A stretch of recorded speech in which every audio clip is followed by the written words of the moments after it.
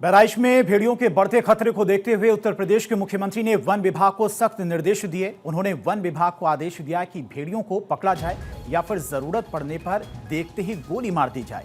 इस आदेश के बाद वन विभाग ने तुरंत कार्रवाई शुरू कर दी और भेड़ियों को पकड़ने के लिए एक विशेष अभियान शुरू किया गया। वन विभाग की टीमें बहराइच के गांव में सक्रिय हो गई। सीएम योगी के निर्देश के बाद एक भेड़िए को मार गिराया गया है। कैसरगंज क्षेत्र में लगातार आतंक का प्रयास बना हुआ भेड़िया आखिरकार वन विभाग की टीम को मिली सफलता। वन विभाग की टीम ने उसे किया शूट, क्योंकि योगी जी का कल आदेश हुआ था जिंदा या मुर्दा।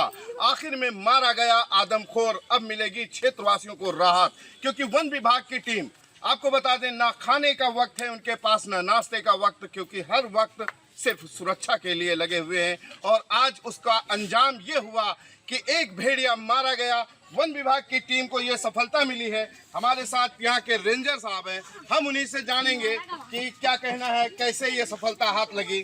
मैं 9 तारीख से ही लगा था, हमारी टीमें सब लगी थी। मैं अपने अधिकारियों के आदेश के क्रम में काम किया और पूरी सफलता, शासन का सहयोग, ग्रामीणों का सहयोग रहा इनका। कल माननीय मुख्यमंत्री के आदेश जिंदा या मुर्दा पकड़ने से, अगर पकड़ा जाए तो ठीक है, नहीं तो किस इलाके में ये आज कैसरगंज रेंज का एक छोटा सा पुरवा है, जो रोहित पुरवा, गन्ने खेत में हमें उसकी लोकेशन मिली और वहीं पे जो है तो शूट किया गया।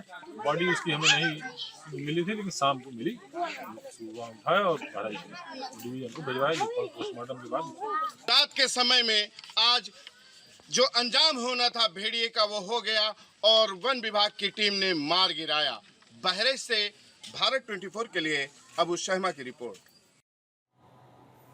दरअसल कल सीएम योगी ने अपने दौरे के दौरान एक दो भेड़ियों को देखने की बात कही थी। सीएम योगी ने बहराइच के कैसरगंज में भेड़ियों के हमले में पीड़ितों से मुलाकात की। उन्होंने मृतकों के परिजनों को 5 लाख और घायलों को 50,000 रुपए की सहायता राशि देने का ऐलान भी किया था। मुख्यमंत्री ने वन विभाग को भेड़िए को पकड़ने या फिर देखते ही गोली मारने के आदेश दिए थे। उन्होंने प्रभावित गांव में जन जागरूकता अभियान चलाने और पीड़ितों को हर संभव मदद करने का आश्वासन दिया था। ये डबल इंजन की सरकार आपके साथ में है, आपकी पीड़ा में, आपके कष्ट में सदैव आपके साथ खड़ी है और हर प्रकार का सहयोग आपको करेगी। इसके साथ ही जो लोग घायल हुए हैं, उन सभी घायलों को भी प्रशासन उनके उपचार की व्यवस्था और उन परिवारों को भी मेरी ओर से 50,000 रुपए की सहायता उन्हें उपलब्ध करवाने में का तत्काल कार्रवाई कर दें। स्थानीय सांसद और स्थानीय विधायक के माध्यम से सहायता उन पीड़ित परिवारों को अवश्य प्राप्त हो जाए, जिससे ये सभी पीड़ित परिवार अपनी आगे की व्यवस्था सुनिश्चित कर सकें। जो भी टास्क फोर्स, यहाँ पे 21 टास्क फोर्स बनाई गई है, वे लगातार जागरूक होकर के कार्य करें। पुलिस की पेट्रोलिंग भी बढ़ाएं और वन विभाग की टीम अलर्ट रह करके ये मजरा तोकली में, जिसमें ज्यादा इसका आतंक है, इसके कोने कोने को छानिए। कैसरगंज रेंज के गांधीगंज गांव में आयोजित जनसभा को संबोधित करते हुए मुख्यमंत्री ने कहा कि मंझारा तोकली में पिछले 15 से 20 दिनों से लगातार डर व दहशत का माहौल बना हुआ है।